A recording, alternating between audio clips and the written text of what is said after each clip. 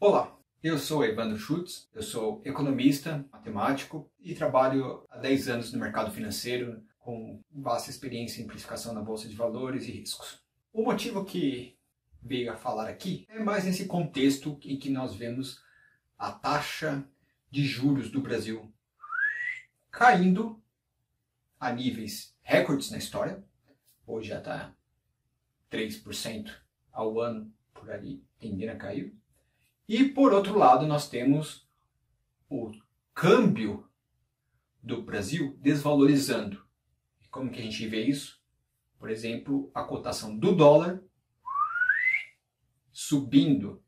O dólar já está se aproximando de R$ 6. Hoje é dia 14 de maio de 2020. Mas qual que é a relação entre essas duas variáveis? Como interpretar isso? Como conseguir ver essa relação? A resposta está no cupom cambial. Especialmente um contrato que temos na Bolsa de Valores do Brasil com a sigla DDI. É um contrato muito importante que traz muito bem a relação dessas duas variáveis. E agora, para você entender um pouco melhor, veja essa ilustração. Era uma vez um alemão que estava lá em Berlim pensando o que ele ia fazer com o dinheiro que ele juntou com tanto tempo com o seu trabalho. Ele queria comprar um carro daqui 2 anos e pensou em como poderia render seu dinheiro até este momento. Como tomar essa decisão? No que investir? Neste momento, um americano que estava ouvindo aparece e ele fala para o alemão: "Ô alemão, por que você não investe seu dinheiro no meu país, hein?" "Mas por que eu vou investir o meu dinheiro no seu país? Quem que é você? Não te conheço. Qual que é as garantias que você vai me dar que vai me devolver esse dinheiro? E que meu dinheiro vai render?" Então o americano começa a mostrar a Estátua da Liberdade, um país com alto nível de liberdade para fazer negócios, a sua hiperindústria tecnológica de última geração, referência em todo o mundo, o tanto de dinheiro que o país tem, a referência mundial à sua moeda, todo mundo investe e coloca dinheiro em dólar, a sua forte forças armadas que consegue fazer com que o país não sofra retaliações, ataques e imposição de ninguém, consegue garantir que o dinheiro vai retornar. Neste momento o alemão pensa: ok, mas o que eu ganho com isso? Quanto que você vai me pagar, hein, americano? E o americano diz: olha, eu vou te pagar 1% ao ano. Então o alemão começa a pensar: 1% ao ano? Parece uma boa ideia, porque no meu país, na Alemanha, se eu deixasse meu dinheiro parado aqui, eu ia receber somente 0,8% em um ano. Quando ele estava prestes a uma decisão, parece um brasileiro na conversa e diz: "Ô alemão, cara, por que você não investe o seu dinheiro no meu país, hein?" E aí o alemão começa a falar: "Cara, mas por que eu vou investir meu dinheiro no seu país, cara? Eu não te conheço, o americano está me pagando 1%. Aí o brasileiro diz: "Ah é? Eu pago 5%. "O quê?" O alemão brilha os olhos dele, fica impressionado. 5% é 5 vezes mais o que o americano oferecia. Então ele começa a perguntar: "Mas pera, quem é você? Você está oferecendo 5%? Por que eu vou colocar meu dinheiro em você? Eu não te conheço. Quem que é o Brasil aí?" E aí ele começa a falar do Brasil. Então mostra o Rio de Janeiro, o símbolo do turismo do país, a bacia amazônica, sua biodiversidade, fala dessas festas como o grande carnaval e as mulheres seminuas, e aí as maravilhosas praias, a favela, mas deixa de lá, e a corrupção. Pera, eu acho que ele não ia falar desse ponto, né? Não ia saber que o alemão gosta disso. Mas o alemão vai tomar uma decisão no fim das contas, onde ele vai investir o seu dinheiro. Alemanha, Estados Unidos ou Brasil, cada um pagando valores diferentes. Um remunerando 0,8%, outro 1% e outro 5%. Então ele escolhe Brasil. E ele dá todo o dinheiro que ele guardou, economizou para o brasileiro, pensando: nossa, 5% ao ano. Depois de um ano, ele vai para o Brasil. Brasileiro, vem pegar meu dinheiro, cara, que eu deixei com você investido. Tá ok, tô aqui seus 5%. Agora eu ganhei na BBW. Mas aí ele precisa converter esse dinheiro na casa de câmbio, de reais para o euro, no caso. E aí ele percebe que o dinheiro dele diminuiu. Ele tinha dado um monte de dinheiro, mas parece que ele ganhou menos no final da história. E nesse momento o americano fala, por que você não investiu o seu dinheiro no meu país? Você teria seu 1% e talvez até mais um pouco. E o alemão fica triste. O dinheiro dele esvaneceu. Mas como que isso aconteceu? A resposta está no cupom cambial. Como é possível o alemão perder dinheiro ao investir? A rentabilidade era certa. Foi combinado. Ele ia ganhar 5% ao ano. E o brasileiro deu, de fato, mais 5%. Ou seja, deu 100% do que ele tinha, mais 5%. Ou seja, ao total, ele tinha 105%, o alemão. Porém, na hora que ele foi pegar o seu dinheiro e converter para a sua moeda, no caso o euro, esse dinheiro desvalorizou, perdeu dinheiro no câmbio. Como que isso pode acontecer?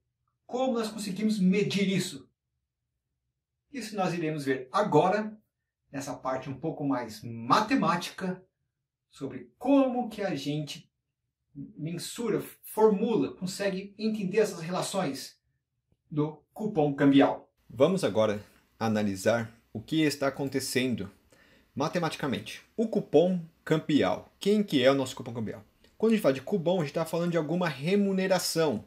No caso, é nossa taxa de juros. Porém, a gente está levando também em consideração um certo tipo de custo. No caso, a variação do câmbio.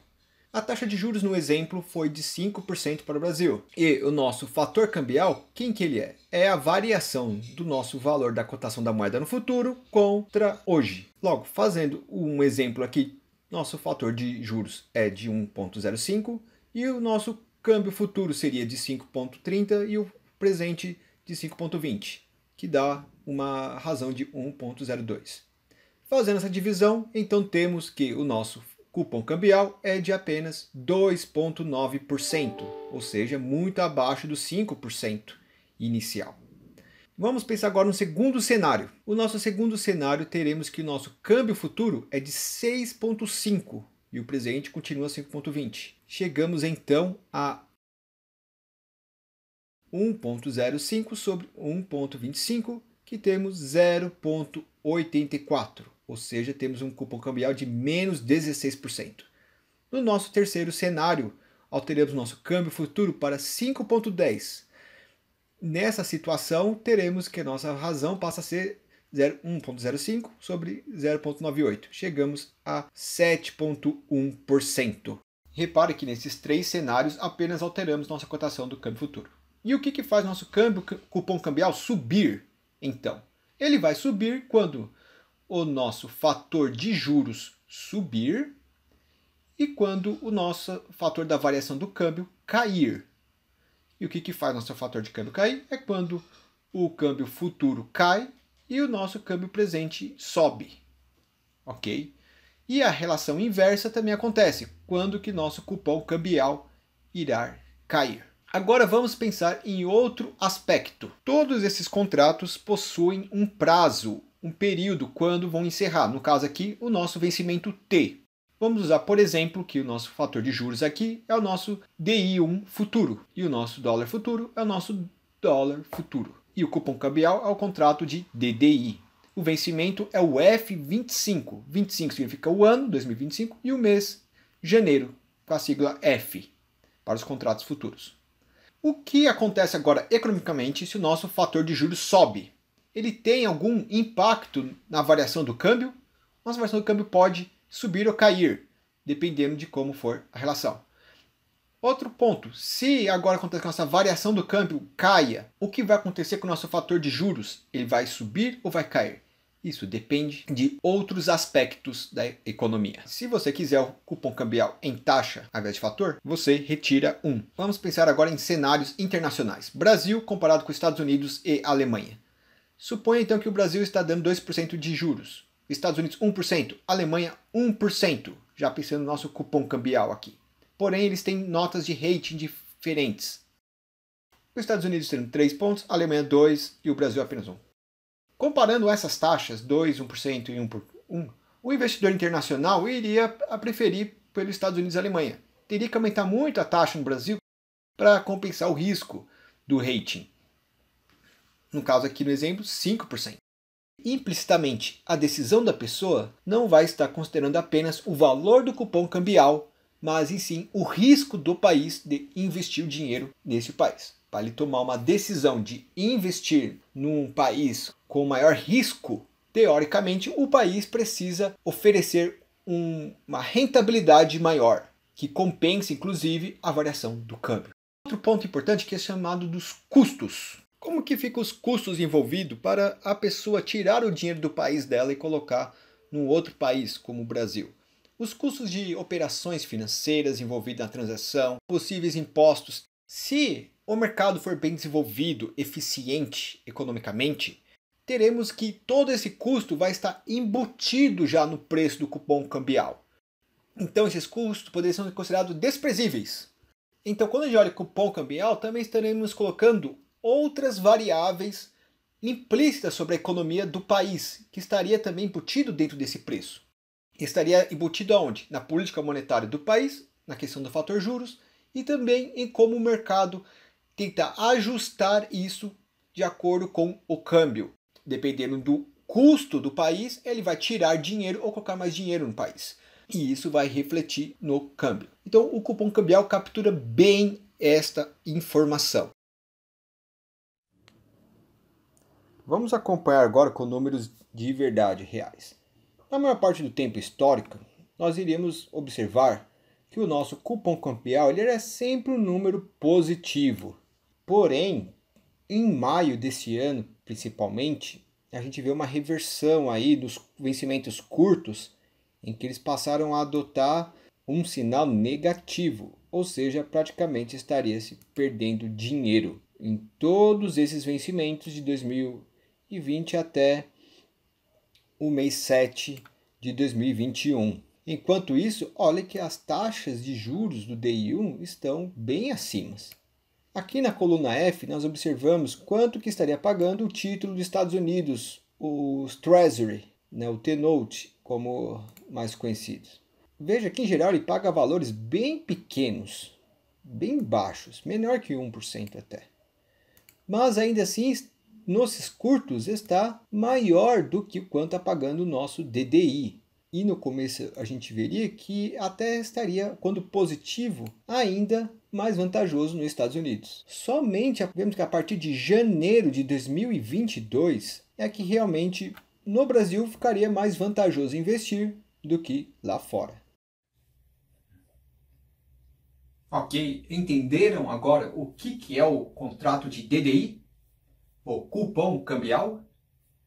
Ou seja, para ficar claro a ideia novamente. Quando nós falamos de cupom, nós estamos falando de algo que você comprou um direito. No caso, um retorno. Eu comprei o cupom de receber 105%. Ou seja, o juros seria ali com 5% a mais. Agora, quando nós falamos de cupom cambial, nós estamos levando em consideração também a variação do câmbio. Ok?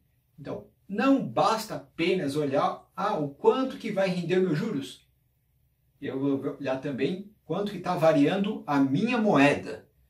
Isso vai fazer principalmente sentido para quem é uma pessoa que está em outro país e vai colocar o dinheiro nesse país para retirar o dinheiro lá no futuro, na frente. Essa é a principal ideia que você precisa ter sobre o contrato de DI e o cupom cambial. Há muitos outros detalhes.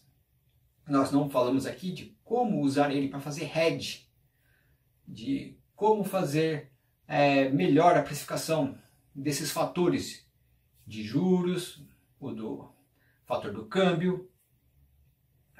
Também alguns outros detalhes maiores que nós podemos pensar também como a pessoa pode usar esse contrato de DI junto com outros contratos que não são de DI para fazer uma estratégia de negociação. Agora, o que você tem que ficar mais claro é que o contrato de DDI ele não explica a totalidade do porquê o câmbio sobe e os juros caem. Ele vê essa relação, ele mensura essa relação, mas ele não explica exatamente a causa. Há, na economia, vários mecanismos, várias causas, várias variáveis que estão contribuindo, que faz com que o investidor estrangeiro opte por investir seu dinheiro aqui, colocar seu dinheiro aqui e retirar. Espero que o básico aqui da ideia do que é um cupom cambial, esse vídeo tenha conseguido deixar claro para o leitor. Espero que você tenha gostado do vídeo, curta esse vídeo, se inscreva no canal, compartilhe. É isso.